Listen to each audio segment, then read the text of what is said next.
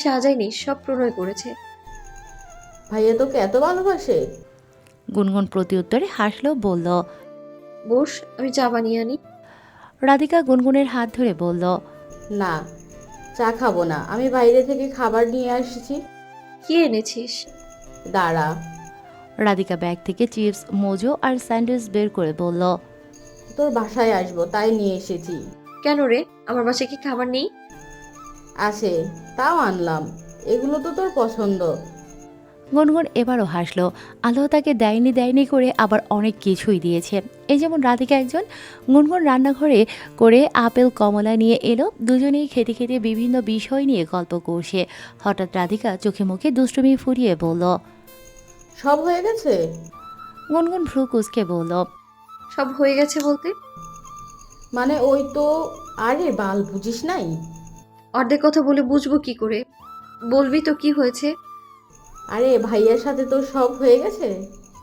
সঙ্গে সঙ্গে গলায় খাবার আটকে গেল গুনগুনের। রাধিকা তড়িঘড়ি করে পানি এগিয়ে দিল। গুনগুনের পিঠে হাত বুলিয়ে দিচ্ছে। পানি পান করে কিছুটা স্থির হলো গুনগুন। চোখে পানি চলে এসেছে ওর। রাধিকা মুখটা ফ্যাকাশে করে বলল। লজ্জা না পেয়ে বিষম খেলি কেন? লজ্জা পাবো কেন? আমাদের মধ্যে কিছুই হয়নি। ইস, হয়েছে হয়েছে, থাম। বলতে না চাইলে বলিস না, তবু আমাকে মিথ্যে কথা বলিস না, বুঝলি? কি আশ্চর্য, মিথ্যে কেন বলতে যাব? সত্যি কিছু হয়নি। এখন এটাও আমার বিশ্বাস করতে হবে? ঝাড়ঘরে এত সুন্দর একটা বউ থাকে, সে কিছু না করে থাকবে কিভাবে? গুনগুন চোখ মুখ শক্ত করে বলল। আমার পিরিয়ড হয়েছে। রাধিকার মুখ বিস্ময়ে হাঁ হয়ে গেল। চোখ দুটো বড় বড় করে বলল। বিয়ের দিনই? আহা, পরের দিন। তাহলে প্রথম দিন কেন কিছু হলো না? ওই দিন আমি ঘুমের ভান ধরেছিলাম। কেন? কেন কি আবার? এমনি। এমনি মানে কি? তুই তো ভাইয়ার সাথে অন্যায় করছিস, এসব তো ঠিক না। তোর এমন ঠিক বেঠিকের হিসেব করতে হবে না রে। কেন করব না? আলবাদ করব। তোদের বাসর রাতে গল্প শুনবো বলেই তো এসেছি। রাধিকা মনটা খারাপ করে বলল। আমার কপালে বিয়ে নাই মনে হয়। গুনগুন হাসে। রাধিকা বলল। আচ্ছা, ভাইয়া তোকে জোর করে করলো না কেন? জোর কেন করবে? তোর কপাল ভালো, তাই প্রণয় ভাইয়ার মতো একটা স্বামী পেয়েছিস। আমি যদি ভাইয়ার জায়গায় থাকতাম, তাহলে এত সুন্দর বউকে রেখে কোনোভাবে একা থাকতাম না। প্লেটে অবশিষ্ট আপেলের টুকরো রাধিকার মুখে ঢুকিয়ে গুনগুন বলল।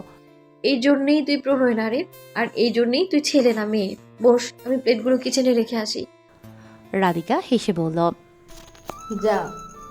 গুনগুন রান্নাঘরে শুধু প্লেটগুলো রাখতে গেলেও ভাবলো যে একবারে ধুয়েই রেখে দিক, না হলে প্রণয় এসে আবার নিজেই ধুয়ে ফেলবে। রাধিকা ঝড়ের গতিতে ফোন নিয়ে রান্নাঘরে এলো। তখন বিস্ময় নিয়ে ফোন এগিয়ে দিয়ে বলল। গুনগুন দেখ। গুনগুন দেখতে পেল গতকালকের মারামারির ঘটনা কে যেন ভিডিও করে ফেসবুকে ছেড়ে দিয়েছে। ক্যাপশন দিয়েছে, বউকে উত্ত্যক্ত করায় উত্ত্যক্তকারীদের বেধড়ক পেটালো স্বামী। গুনগুন হাত ধুয়ে ফোন নিয়ে ভিডিওটা দেখল। কমেন্ট চেক করে দেখল প্রায় সবগুলোই কমেন্ট পজিটিভ এসেছে। তাদের ভবিষ্যতে দেশে যেহেতু আইন এতটা দুর্বল, তখন নিজেদের বিচার নিজেদেরই আদায় করে নিতে হয়।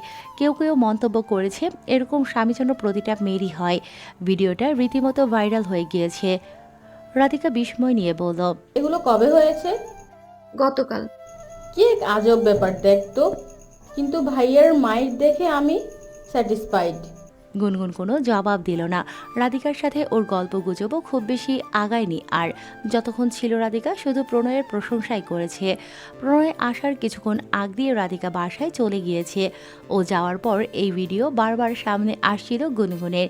এক একজন এক এক ক্যাপশন দিয়ে ভিডিও পোস্ট করছে। মেয়েরা শেয়ার দিচ্ছে এসব পোস্ট। আবার আবার সবার আকাঙ্ক্ষা প্রণয়ের মতো স্বামীর।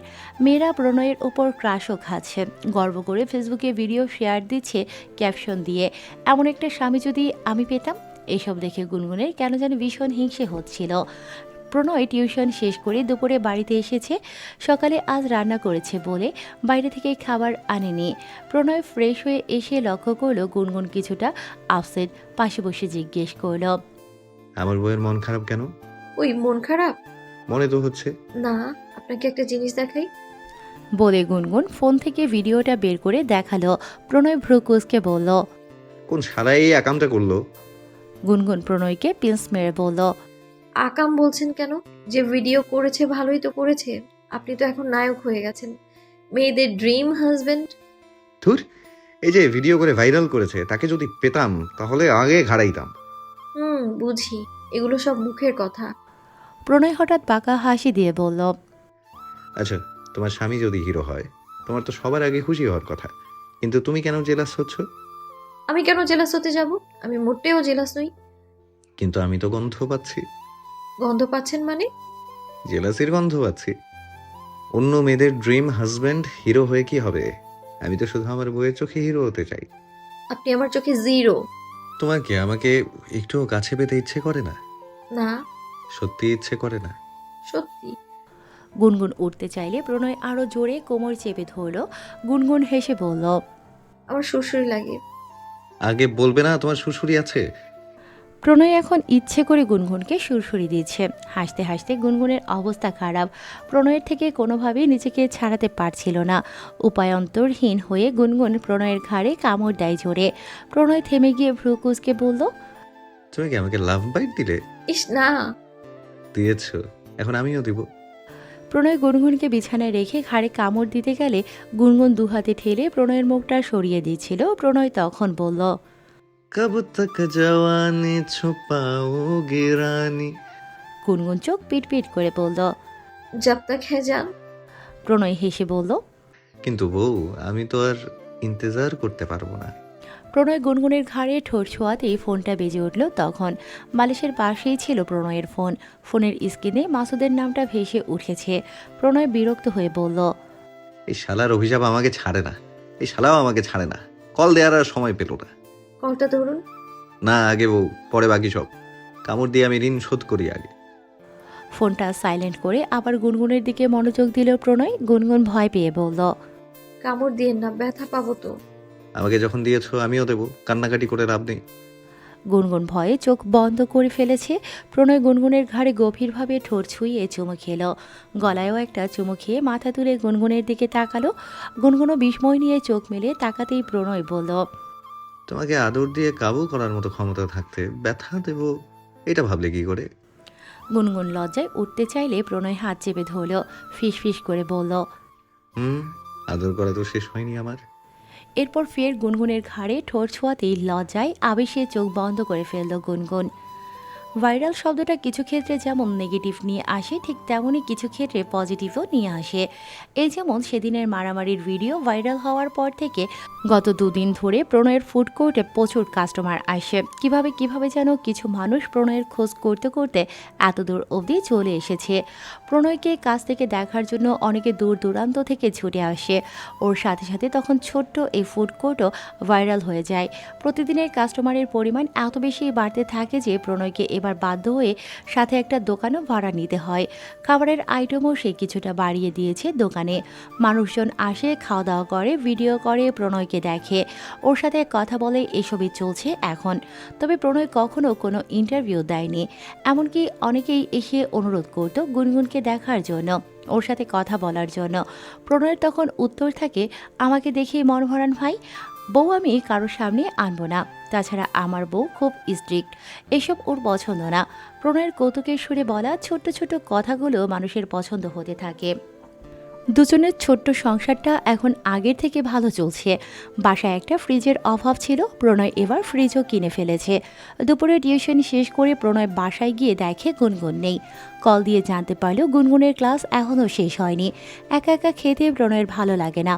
গুনগুনকে ছাড়া তো সে একদম থাকতেও পারে না। এখন বাজে দুপুর 1টা, 1:30টায় গুনগুনের ক্লাস শেষ হবে। বাড়িতে আসতে আসতে 2টো বাজবে অলমোস্ট। তাই প্রণয় ভাবল গুনগুনের জন্য সে অপেক্ষা করবে। গুনগুন ক্লাস শেষ করে রাধিকার সাথে বের হয়েছে। প্রচণ্ড ক্ষুধা লেগেছিল। রাধিকা বলল। চল ক্যান্টিন থেকে কিছু খেয়ে যাই। গুনগুন বলল। না রে, একদম বাসায় গিয়ে খাবো। কেন? আবার কেন? গিয়ে দেখ, তোর ভাইয়া হয়তো না খেয়ে বসে আছে। তাই বলে এতক্ষণ অপেক্ষা করবে নাকি? চল, তুই হালকা পাতলা কিছু খাবি আমার সাথে। না, যদি দেখি অপেক্ষা করেনি তাহলে তো নেই, আমি বাসায় গিয়েই খাবো। রাধিকা পাশাপাশি হাঁটতে হাঁটতে বলল। সোজা কথা বল যে তুই এখন ভাইয়ের হাতে ছাড়া খেতে পারিস না। ছি, এত আদিক্ষেতা আমি করতে পারি না। ওমা, এটা আদিক্ষেতা হতে যাবে কেন পাগলি? এটা তো ভালোবাসা। আমি জানি তুইও ভাইয়াকে ভালোবাসতে শুরু করেছিস। তাছাড়া ভাইয়া তো মানুষই এমন, যাকে ভালো না বেসে থাকা যায় না। গুনগুন রাধিকার বিরোধিতা ঘোষণা করে জোর গলায় বলল। কচু, এসব কিছুই না। জোর গলায় কথাটা বললেও কোথাও যেন একটু বাঁধল সে। রাধিকা কি আসলে ভুল কিছু বলেছে? দুজনে মেন গেট দিয়ে বের হয়ে দেখলো প্রণয় বাইকের ওপর বসে আছে। রাধিকা বিস্ময় নিয়ে বলল। ভাইয়া দেখি এখানে। কোথায়? ওই যে সামনে দেখ। গুনগুন সামনে তাকাতেই দুজনের চোখাচোখি হয়ে গেল। মিষ্টি করে হাসল প্রণয়। গুনগুন ও রাধিকা এগিয়ে গেল কাছে। প্রণয় রাধিকাকে দেখে জিজ্ঞেস করল। ভালো আছেন আপু? রাধিকা দুঃখ পাওয়ার ভান ধরে বলল। ভালো আর থাকি কিভাবে ভাইয়া? আমার গুনগুনকে তো এখন পুরোপুরি নিজের করে নিয়েছেন। বুঝলাম না ঠিক। আর কিভাবে বোঝাবো? গুনগুন তো এখন আপনাকে ছাড়া কিছুই বোঝে না, এমনকি আপনাকে ছাড়া এখন আমার সাথে খাচ্ছে। পুরো কথা বলার আগেই গুনগুন দুহাতে রাধিকার মুখ চেপে ধরে বলল। মিথ্যে বলবি না একদম। রাধিকা নিজেকে ছাড়ানোর চেষ্টা করছে। প্রণয় ভ্রুকুচকে তাকিয়ে আছে ওদের দিকে। দুই বান্ধবীর লড়াই দেখে প্রণয় বলল। আরে ছাড়ো, বেচারির দম আটকে যাবে তো। গুনগুন ছেড়ে দিল। রাধিকা লম্বা শ্বাস নিয়ে বলল। সত্যি কথা বললেই দোষ না? তুই বাসায় গিয়ে ভাত খা যা।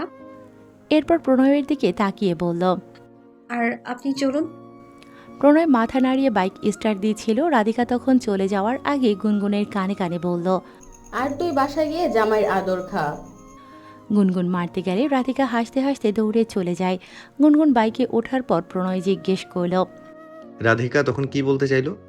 আরে কিছু না, মজা করছিল, বাদ দিন। প্রণয় মনে মনে হাসল। গুনগুন যতই সবকিছু আড়াল করার চেষ্টা করুক না কেন, সে নিজেও বুঝতে পারে যে গুনগুন ধীরে ধীরে তার প্রেমে পড়ছে। হঠাৎ ভার্সিটির সামনে এলেন যে? জিজ্ঞেস করল গুনগুন। তোমায় নিতে এলাম, বাসায় একা একা ভালো লাগছিল না। এতটুকু অপেক্ষাও সহ্য হচ্ছিল না? তোমাকে ছাড়া আমার এক সেকেন্ড অপেক্ষা সহ্য হয় না। গুনগুন নিশ্চুপ। প্রণয় বলল। যতটা সময় তোমাকে রেখে আমি বাইরে থাকি ততটা সময় আমার মন তোমার কাছেই পড়ে থাকে। গুনগুন এবারও কিছু বলল না। মুস্কি হাসে সে। বাইক একটা ফুলের দোকানের সামনে দিয়ে যেতেই গুনগুন ঘাড় ফিরিয়ে পেছনে তাকালো, আবার উচ্ছ্বাসিত হয়ে বলল। কি সুন্দর কি সুন্দর বলছো? ফুল, সূর্যমুখী ফুলের কথা বলছিলাম, একটা দোকানে দেখলাম। তোমার পছন্দ? হুম। তুমি নিজেই তো একটা ফুল, নিজে এক ফুল হয়ে আরেক ফুলকে পছন্দ করা কি আছে? গুনগুন চোখ মুখ কুঁচকে বলল। ঢপবাজ। বাসায় গিয়ে গুনগুন ফ্রেশ হতে হতে প্রণয় তরকারি গরম করে ফেলল। প্লেটে করে খাবার এনে গুনগুনকে খাইয়ে দিয়ে সে নিজেও খেয়ে নিয়েছে। খাওয়ার পর যেন পুরো শরীরটা একদম ছেড়ে দিয়েছে গুনগুনের। ঘুমে দু চোখ বুজে আসছিল। ভাত ঘুম দেওয়ার জন্য গুনগুন বালিশে মাথা রাখতেই প্রণয় বলল। এই ঘুমাচ্ছ নাকি? হুম। দাঁড়াও, একটা জিনিস দেখাই, পরে ঘুমিও। গুনগুন উঠে বসলো। জিজ্ঞেস করল। কি জিনিস?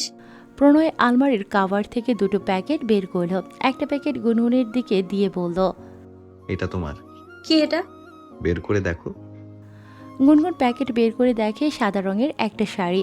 শাড়িতে রয়্যাল ব্লু কালারফুল এমব্রয়ডারি করা, সাথে কাস্টমাইজ করা খুব সুন্দর একটা ব্লাউজ। গুনগুন খুশি হয়ে বলল। কবে কিনলেন? আজই। তোমার পছন্দ হয়েছে? ভীষণ। এখন এগুলো দেখো তো কেমন হয়েছে। গুনগুন প্রণয়ের হাত থেকে প্যাকেট নিয়ে দেখল ভিন্ন ডিজাইনের সাদা রঙের 3টা শার্ট। গুনগুন জিজ্ঞেস করল। এতগুলো সাদা শার্ট কেন এনেছেন? কারণ তুমি বলেছিলে তোমার চোখে সাদা শার্টে আমাকে হ্যান্ডসাম লাগে, আর আমি চাই সব সময় তোমার চোখে সুন্দর থাকতে। এরপর একটু থেমে বিড়বিড় করে বলল। এতে যদি তোমার মনে আমার জন্য একটুও দয়া মায়া হয়। গুনগুন প্রত্যুত্তরে শুধু হাসল। শাড়িটা এক সাইড করে রেখে চুপচাপ শুয়ে পড়ল সে।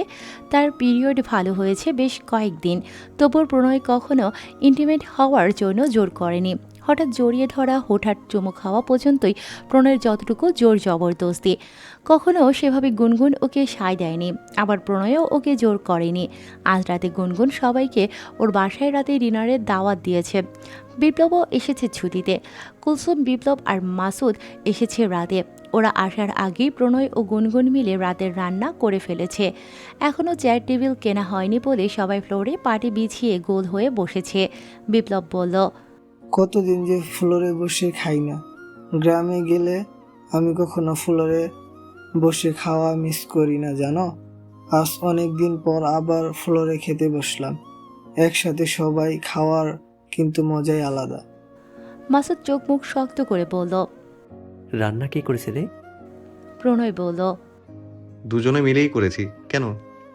না, গুনগুন একা রান্না করলে হসপিটালে সিট বুকিং করে রাখতাম। গুনগুন চোখ পাকিয়ে তাকাতেই মাসুদ বলল। একদম আমার দিকে ওইভাবে তাকাবে না। গুনগুন জেদি কণ্ঠে বলল।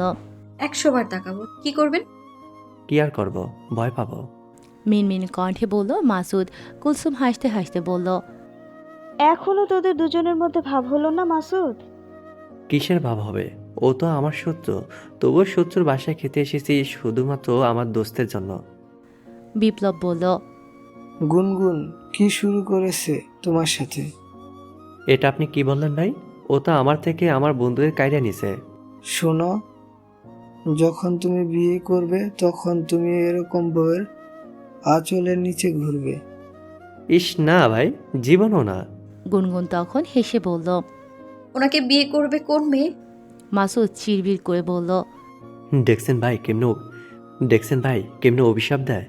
একই তো এলাকায় আসা পর থেকে আমার মায়ের উপরে রাখছে, আমার বন্ধুদের কায়দা নিছে, এখন আবার অভিশাপও দিতেছে। আমিও তোমার অভিশাপ দিলাম, তোমার যমজ বাচ্চা হইব, সারাদিন খালি হাউ মাউ করব আর তোমারে জ্বালাইব, তুমি রাইতে শান্তিতে ঘুমাইতে পারবা না। তাই? ভালো তো। যমজ বাচ্চা অবশ্য আমার পছন্দ, তবে আমি কিন্তু রাতে শান্তিতেই ঘুমাবো। দুটো বাচ্চা আপনারা 2 বন্ধু মিলে রাখবেন। আমার আর টেনশন কি? মাসুদ দীর্ঘশ্বাস নিয়ে বলল। ক্রিটিক্যাল মেয়ে মানুষ। ঝগড়াঝাটি শেষ হলে বিপ্লব বলল। প্রণয়, এই মাস শেষের দিকে কুলসুম সিলেটে আসবে আমার কাছে। তুমি ওর সাথে গুনগুনকে নিয়ে চলে আসো। এমনি তো তোমরা হানিমুনে কোথাও যাওনি। প্রণয় মনে মনে বলল। আর হানিমুন? কপালে যেই বউ জুটেছে তাতে হানি একদিকে দৌড় দেয় আর মন অন্যদিকে। কিন্তু মুখে বলল। দেখি ভাই, এখন তো একটু কাজের চাপ বেশি, মাসুদ একা সামলাতে পারবে না। সম্ভব হলে ওকে সাথে করে নিয়ে যাব, দোকান বন্ধ রাখবো কয়েকদিন। মাসুদ ঘোর আপত্তি জানিয়ে বলল। এই না না, আমি কেন যাবো? আমার ক্যামেরাম্যান বানাবে? পারবো না কাবাব মে হাড্ডি হইতে। কুলসুম বলল। আরে চিন্তা করিস না, তুই আমাদের সাথে ঘুরবি। আচ্ছা তাইলে ভাইবা দেখবো। খাওয়া দাওয়ার পরও অনেক রাত পর্যন্ত সবাই মিলে গল্প গুজব করেছে। আজ হাসির ঠাট্টা গল্প গুজবের মধ্যে খুব সুন্দর একটা সময় কাটিয়েছে সবাই।